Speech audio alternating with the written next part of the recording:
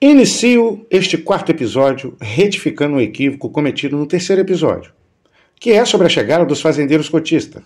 no qual havia citado que dos 12, 2 chegaram em 1850 e 10 em 1860, sendo na verdade 3 que chegaram em 1850, ficando Manuel da Costa Furtado inserido como se tivesse chegado em 1860.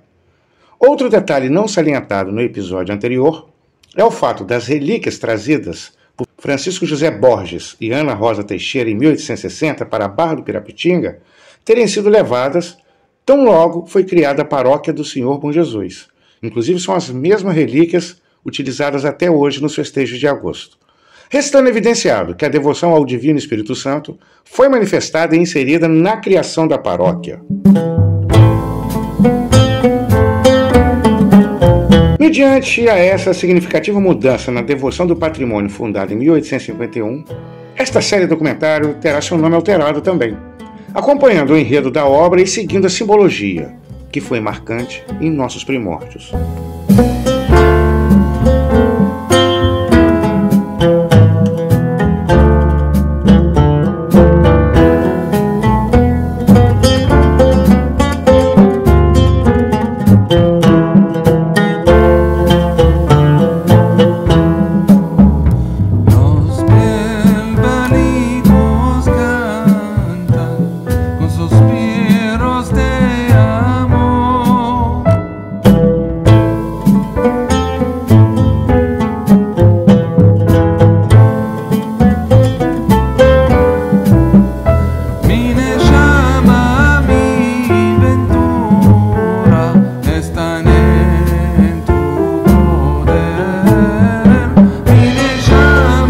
A década de 1860 foi o ponto de partida para o surpreendente desenvolvimento econômico que se deu na freguesia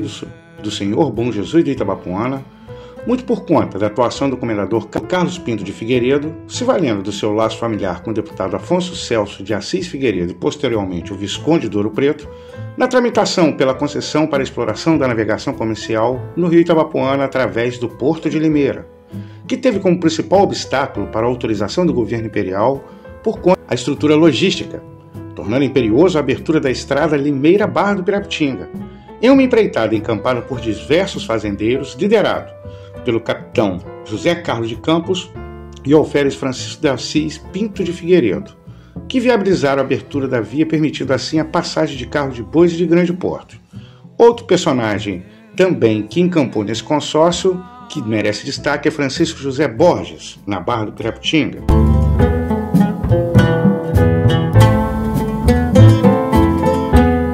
A Barra do Pirapitinga se tornou um entreposto entre os tropeiros que vinham do Alto Itabapoana, de freguesias como São Miguel do Viado, atualmente Guaçuí, Dores do Rio Preto e Varriçai, que abasteciam os carreiros, no caso, os condutores dos carros de bois, que transportavam o café até o porto, além da produção das fazendas do Vale do Itabapoana. O local que ocorria essa operação logística não era onde hoje é o núcleo urbano da Barra do Pirapitinga, e sim na hoje denominada Serra do Quincas Reis, em um ponto que até hoje é chamado pelos moradores locais como o Coxo de Pedra, localizado um pouco acima na Ponte da Lagartixa.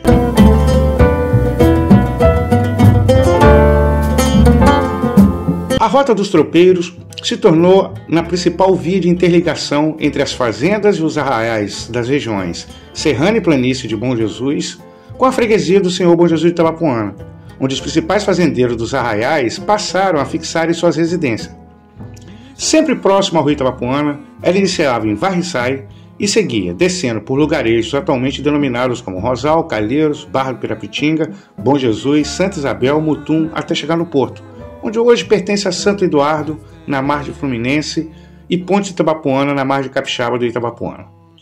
Até hoje temos na região serrana de Bom Jesus de Itabapoana um trecho de aproximadamente 200 metros dessa estrada secular preservada, sem jamais ter passado uma máquina nela, situada atrás da Cachoeira da Fumaça de Calheiros, no Rio Life Instituto.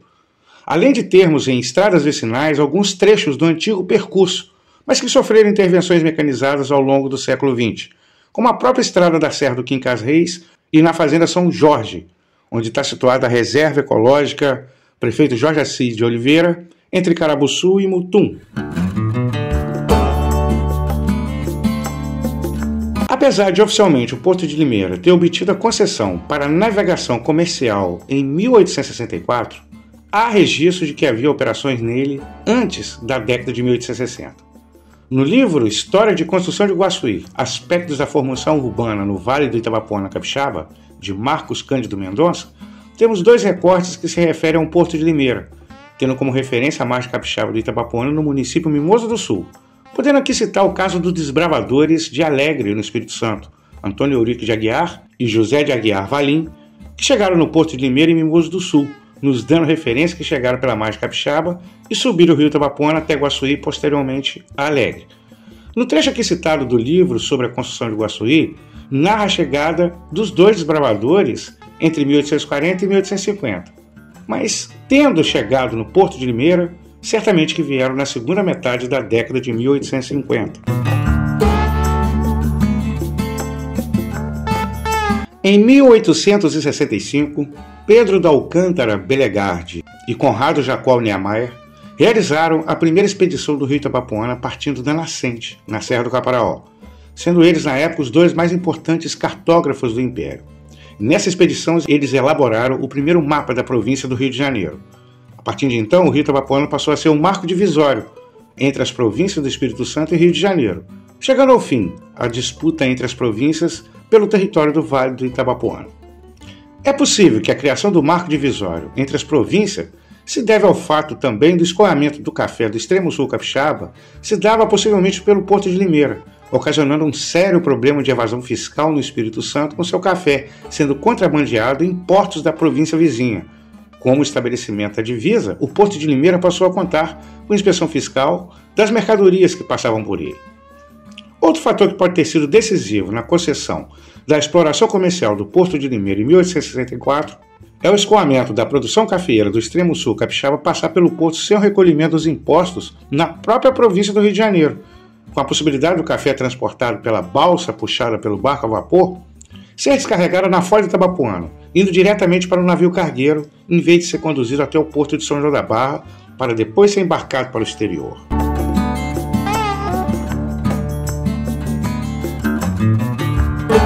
A partir de 1864, com a concessão formalizada, a atividade do porto passou a ser de transporte de carga no sistema de cabotagem e também de transporte de passageiros, com a linha Limeira do Itabapoana a São João da Barra. O Porto de Limeira foi, sem dúvidas, um símbolo do arrojo empreendedor dos fundadores do patrimônio do Senhor Bom Jesus. Foi determinante no desenvolvimento econômico, na consolidação do Vale Itabapoana como rota dos tropeiros vindos da região do Caparaó, Mineiro e Capixaba, inclusive a denominação não indígena do rio Itabapoana, identificada a partir de 1840, o Rio Preto, muito provavelmente que tem sua origem dos tropeiros que vinham do Caparaó Capixaba, descendo pelo Rio Preto, que até hoje existe, com essa denominação em Dores do Rio Preto, e é um dos formadores de Itabapoana. A rota dos tropeiros com o Porto de Limeira também foram relevantes na povoação de Bom Jesus do Itabapoana, trazendo influências e tradições culturais. O declínio operacional do Porto de Limeira se iniciou em 1876, com a inauguração da estação ferroviária de Santo Eduardo. E mesmo com as enormes vantagens da logística pelas linhas férreas frente à navegação fluvial, o Porto de Limeira ainda funcionou oficialmente até 1882, conforme o último registro encontrado nas publicações sobre as operações do porto.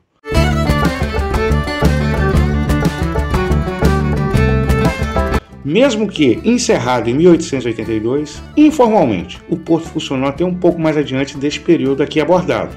e que será detalhado em outro episódio desta série documentária.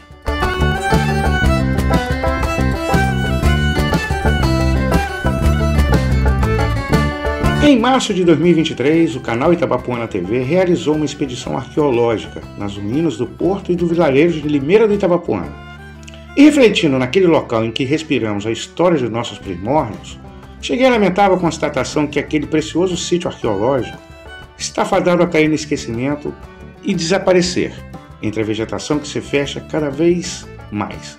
pois trata-se de um local cuja história está exclusivamente ligada às origens de Bom Jesus do Itabapoana, estando situado dentro do território de Campos dos Goitacazes, no qual não existe qualquer relação histórica com o Porto de Limeira.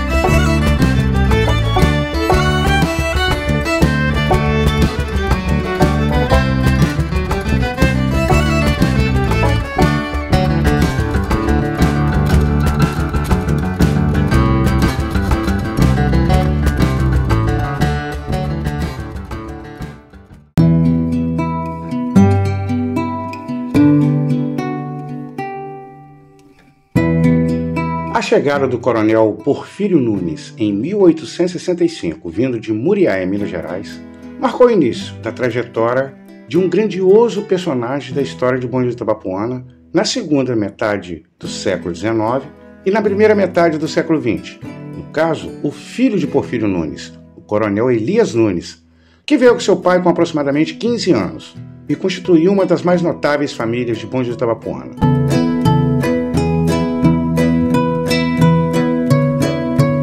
Entre seus netos, os irmãos Elias Nunes Filho, Mário Nunes e Tito Nunes, e o bisneto Luciano de Souza Nunes, vereador por 8 mandatos no final do século XX e início do século XXI. Outros 2 bisnetos notáveis do coronel Elias Nunes são 2 profissionais que se destacaram em suas áreas, Dr. Valdir Nunes na medicina e o genial Delton de Matos na literatura, sendo reconhecido internacionalmente como um dos mais importantes nomes da tradutologia global.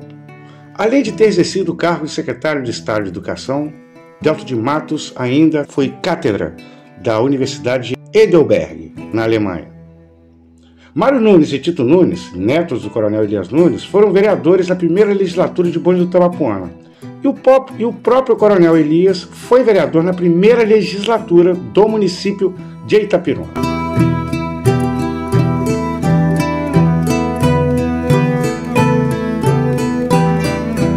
Porfírio Nunes adquiriu as terras onde hoje está situado a Serra do Tardém,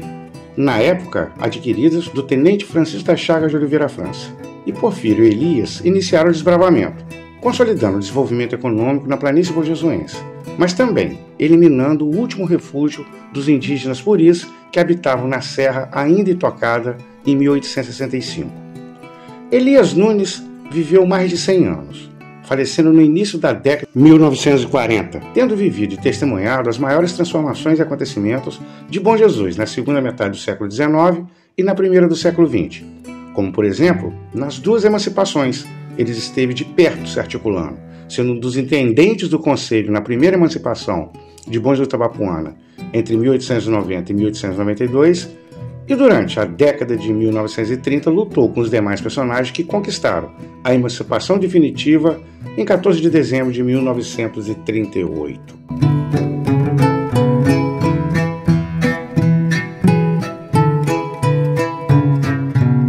O coronel Elias Nunes está sepultado na serra que ele desbravou com seu pai,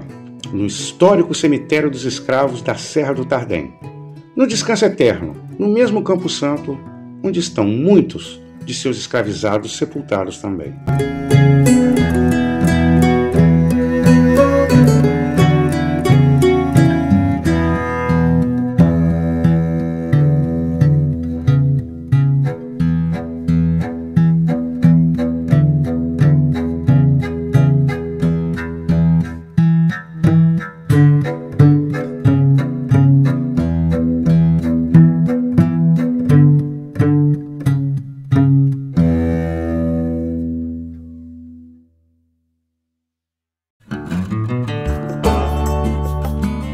A constituição da paróquia do Senhor Bom Jesus, que teria sido controvérsia em virtude da opção pela devoção ao Divino Espírito Santo, podendo ter levado o alferes Francisco da Silva Pinto a se desligar do grupo fundador, também pode ter refletido na rotina do vigário, pois o padre João Rodrigues da Cunha, que chegou em 1860 para assumir o curato, ficou somente 1 ano depois de fundar a paróquia, saindo em 1864. Seu substituto imediato, padre Francisco Pereira Garcia, só ficou 1 ano. O segundo substituto, padre Casimiro Galo, ficou menos de 2 anos entre 1865 e 1866. E finalmente chegou o padre José Guedes Machado, que foi o mais longevo entre todos os vigários que atuaram em Bom Jesus de Itabapoana no século XIX, permanecendo até 1881. A rápida adaptação do vigário Guedes Machado em Bom Jesus de Itabapoana, em um momento hipoteticamente conflituoso pelos supostos desdobramentos da fundação da paróquia, tem sentido através das observações de Manuel Basílio Furtado sobre a situação do atendimento espiritual na freguesia quando ele esteve em Bom Jesus de Itabapoana no ano de 1873.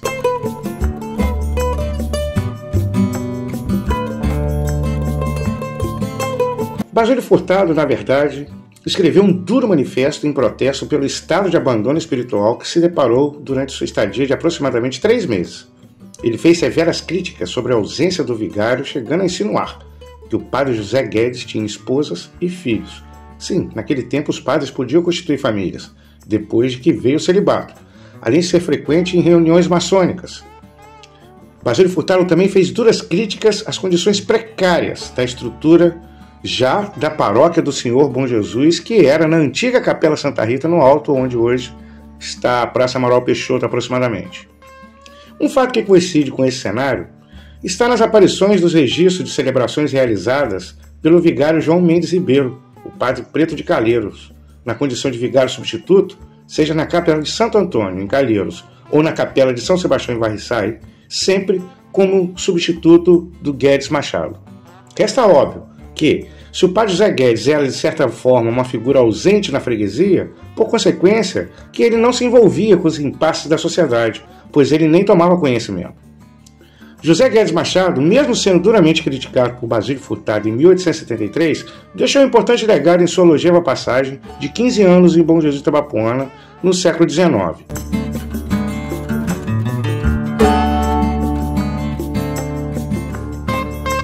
A década de 1870 foi de importantes transformações e relevantes acontecimentos. Foi a década da explosão econômica cafeeira em Bom Jesus Itabapoana, porém foi o período de marcantes despedidas,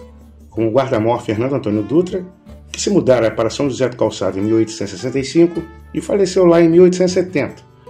Dona Francisca de Paula Figueiredo, esposa de Francisco da Silva Pinto, faleceu em dezembro de 1874. A década de 1870 também foi marcada pela saída da cena pública de figuras proeminentes nos anos de 1850 e 1860, no caso de Francisco das Chagas de Oliveira França, Jacó Furtado de Mendonça e Francisco da Silva Pinto, por serem da primeira geração de imigrantes desbravadores. O avanço da idade fez com que o recolhimento desses personagens desse lugar de destaque para grandes figuras da segunda geração de mineiros, no caso o Tenente José Teixeira de Siqueira, Francisco José Borges e o capitão José Carlos de Campos. Em 1872, é fundada a loja maçônica União Itabapoana, que foi a primeira instituição de direito privado e sem fins lucrativos a surgir em Bom Jesus Itabapoana. A oficina União Itabapoana foi ativa de 1872 até meados da década de 1890, quando suas atividades foram encerradas por determinação do Grande Oriente do Rio de Janeiro, por motivos até hoje desconhecidos pelos maçons mais antigos, que hoje fazem parte da loja Moreira Guimarães, terceira número 9, onde ainda estão arquivados em seu acervo alguns registros, raros de 1879 até 1893, com relações de nomes dos componentes em diversas fases das instituições, entre eles membros da família Moreira, Laborne, Borges, entre tantas outras. Muito possivelmente, as reuniões maçônicas que Basílio Furtado insinuou sobre o padre José Guedes Machado seja relacionada à oficina União Itabapoana.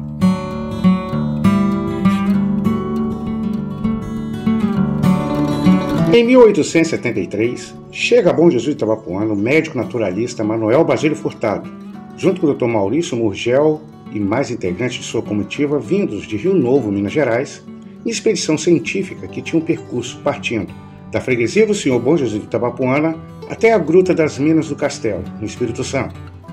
Em Bom Jesus, os integrantes da expedição permaneceram por mais de 60 dias e se hospedaram na fazenda Fortaleza, de propriedade do capitão José Carlos de Campos, que nos relatos de Basílio Furtado é chamado também, em algumas ocasiões, de Coronel José Carlos de Campos. Basílio Furtado havia estado no Vale do Itabapoana em 1860, já conhecia muitos dos fazendeiros que se estabeleceram na região. Como, por exemplo, temos no início da expedição a sua estadia na Fazenda da Glória, na freguesia mineira de Meia Pataca, de propriedade do Major Joaquim Vieira Silva Pinto, que era proprietário de terras entre Pirapitinga, Calheiros e Barra do Pirapitinga desde 1855. Possivelmente seja parente de Francisco da Silva Pinto.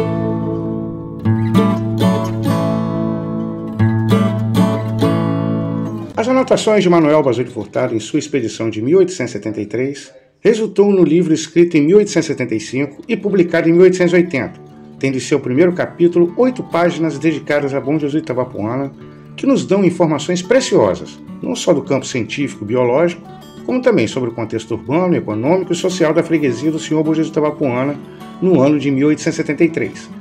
Entre as espécies da fauna relatadas por Basílio Furtado, destaco a onça-pintada, a anta, o veado campeiro, o queixado, o cateto, considerável variedade de primatas de médio porte, deixando evidente que ainda em 1873 as matas do Vale Itabapoana ainda eram extensas. Além de ter relatado sobre a origem do povoamento da freguesia, ele ainda notou as existências de 3 escolas em Bom Jesus, 2 públicas e uma particular. Destacou a produção cafeeira, canavieira e madeireira nas fazendas instaladas da época, que eram mais de 60, mencionando ainda sobre a sede da subdelegacia, que apesar de precário do pequeno contingente de oficiais, eles davam conta dos criminosos e dos desordeiros que passavam pela freguesia. No caso, podemos avaliar que a consolidação da Rota dos Tropeiros até o Porto de Limeira também trazia alguns problemas.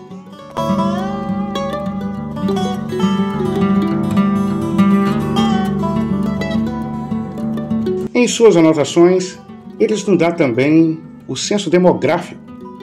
da época de 1873, tendo total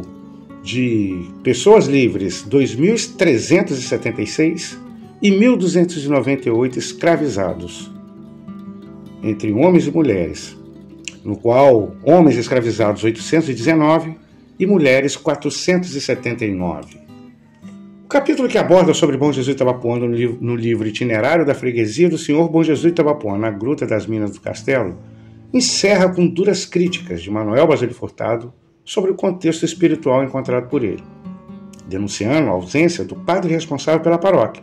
pelo fato de supostamente constituir família e presidir reuniões maçônicas, e sobre o estado precário da deteriorada Capela Santa Rita, que ainda servia como sede da paróquia do Senhor Bom Jesus. Basílio Furtado anunciou em seu livro que os relatos dele seriam enviados ao bispo da diocese para tomar providência sobre o que ele se deparou. Coincidência ou não, 2 anos depois da enquadrada de Manuel Basílio Furtado no padre José Guedes Machado, tivemos o início da construção do novo templo para sediar a paróquia, com a Assembleia Provincial enviando a quantia de 10 contos de réis para o início das obras, que foram concluídas em 1880, sendo neste ano realizada a primeira festa do Divino Espírito Santo na nova igreja, mas ela ainda estava inconclusa em seu acabamento, sendo oficialmente inaugurada em 1881.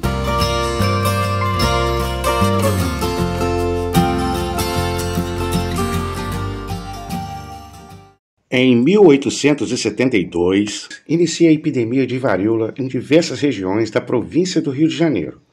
sendo as regiões norte e noroeste fluminense as mais impactadas, conforme relatos da imprensa de Campos Goytacazes, da capital da província no Rio de Janeiro, destacando principalmente o drama vivido no pequeno arraial de Santo Antônio, atualmente Calheiros. A pesquisa realizada por Maria Cristina Borges e Cláudia Bastos eliminaram com o mito de origem sobre a praga do Padre Preto, que a tradição oral calheirense atribui ao vigário João Mendes Ribeiro o castigo em forma de epidemia de varíola, denominada popularmente na época como bexiga preta, em face das supostas perseguições que ele sofria por conta dele ser negro. A epidemia de varíola de fato ocorreu, mas não somente no pequeno arraial de Santo Antônio, que era vinculado à paróquia do Senhor Bom Jesus de Itabapoana. É fato que em Santo Antônio a epidemia gerou uma catástrofe humanitária, porém restrita ao pequeno povoado que constituía a vila, sendo que a maior parte da população do arraial de Santo Antônio vivia nas fazendas, no entorno do vilarejo, conforme citado nessa obra, e alguns trechos das reportagens encontradas na pesquisa de Cláudia Bastos e Maria Cristina Borges, que estão publicadas no blog do Espaço Cultural Luciano Bastos.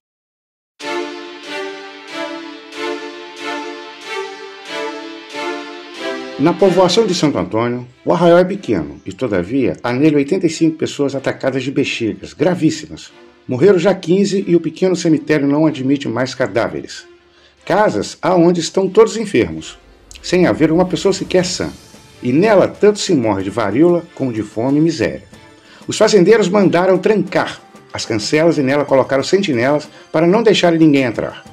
Muitos atacados, não tendo em suas casas quem os trate, em procura de socorro, saem pelas estradas. Aí caem, aí ficam, aí morrem.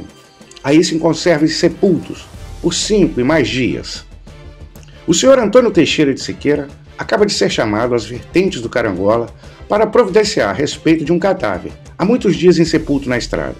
O mesmo senhor que felizmente levou seus escravos viu-se forçado a enterrá-lo onde estava, no mato, por causa do estado adiantadíssimo de putrefação.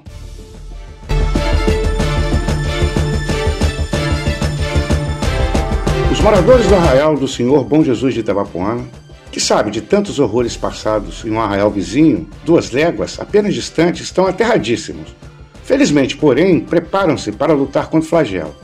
O senhor José Teixeira de Siqueira não só está vacinado, como ainda já tem casa alugada para estabelecer um hospital em que sejam medicados os pobres. Faltam-lhe os medicamentos e pede à Câmara Municipal que os mande quanto antes. Já se vê, portanto, que nada há mais de triste do que o estado de desamparo em que se acham os infelizes moradores do arraial de Santo Antônio, vitimados pela varíola, pela fome, pela sede e pela extrema miséria. Sabemos que no arraial de Santo Antônio, freguesia do Senhor Bom Jesus de Itabapoana, têm sido horrorosos os estragos ali causados pela varíola. É uma pequena povoação que não conta talvez 400 habitantes, tem morrido 62 pessoas em cerca de um mês, contando-se entre as vítimas fazendeiros importantes e quase todos os membros de uma família em algumas casas.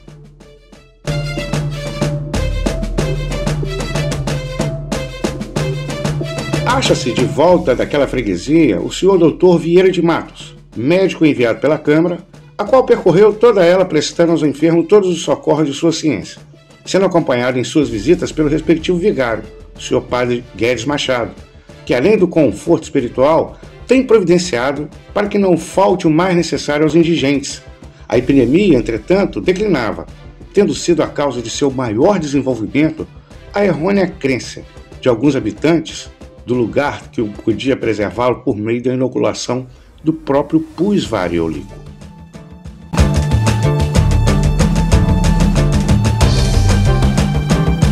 A epidemia de varíola durou de 1872 até o início de 1874, deixando aproximadamente 80 mortos no povoado de Santo Antônio. E em Bom Jesus de Itabapoana tivemos na figura do tenente José Teixeira o grande benemérito que providenciou uma enfermaria para acolher os pobres contaminados, como fizeram o tenente Francisco das Chagas de Oliveira França na epidemia de cólera morbus em 1855.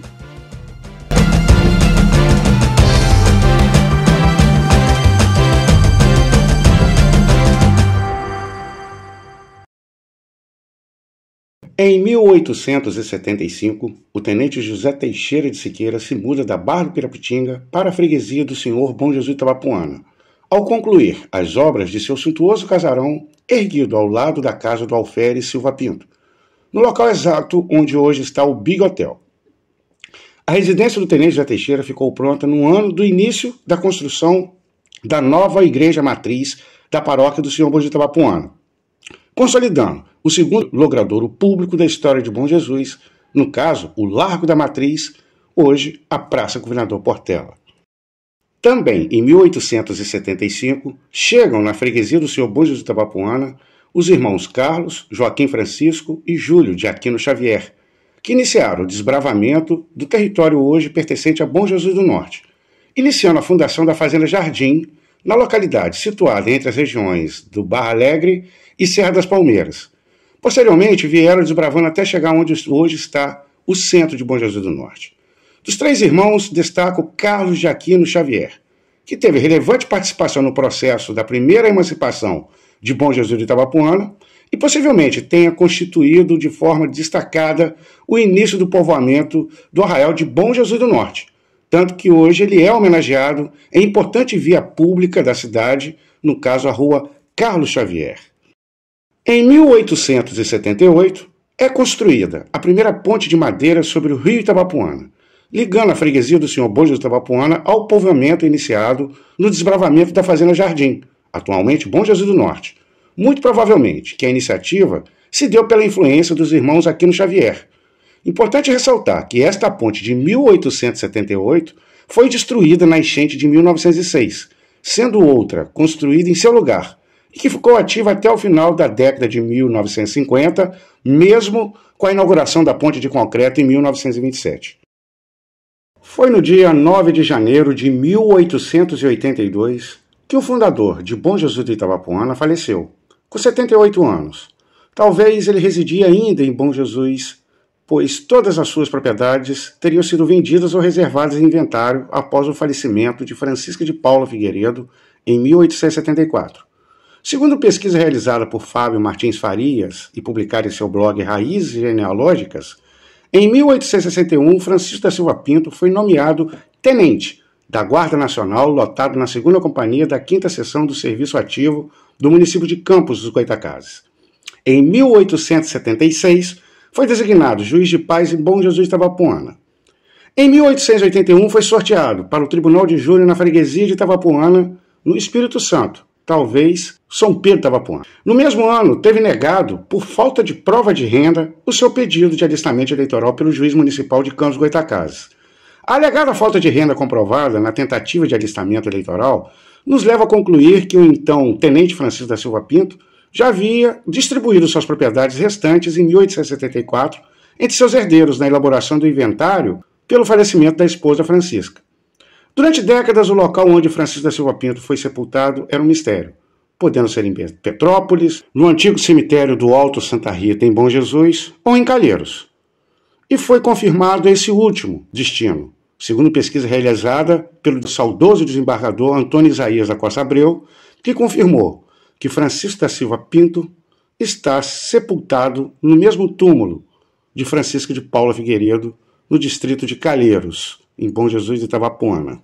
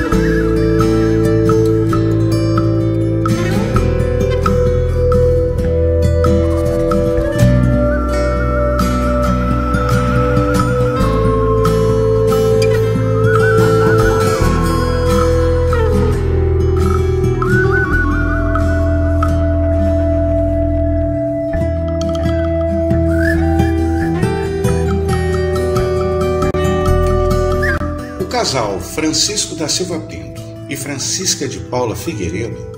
apesar de sepultados em Calheiros, a herança genética desses dois personagens se faz presente em praticamente todos os cantos do município de Bom Jesus do Itabapoana, com milhares de descendentes genéticos distribuídos em mais de uma centena de famílias que já formam a 5ª geração de bonjesuenses. Francisco e Francisca tiveram, em Bom Jesus do Itabapoana, 6 filhos a partir de 1830. E esses geraram 48 netos, que se entrelaçaram com pares das famílias dos demais desbravadores mineiros que chegaram depois do casal Pinto Figueiredo. Para se ter uma ideia da amplitude dos herdeiros genéticos do alferes e esposa, no livro de Francisco Camargo contabilizei 1.400 pessoas nascidas a partir do casal e seus 6 filhos e 48 netos. Hoje temos tetranetos do casal, o alferes e da Francisca, que sequer são parentes entre si,